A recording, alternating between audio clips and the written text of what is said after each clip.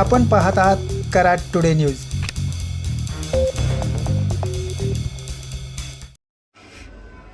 कराड विटा रोडवरील कृष्णा नदीवर असणाऱ्या पुलावरून पुन्हा एका महाविद्यालयीन तरुणीने उडी घेतल्याने खळबळ उडाली आहे।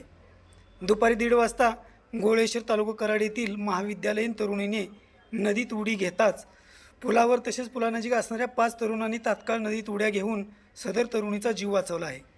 दरम्यान 15 दिवसात दुसरी घटना घडल्याने पुलाला संरक्षक जाळी बसवण्याची मागणी आता जोर धरू लागली आहे।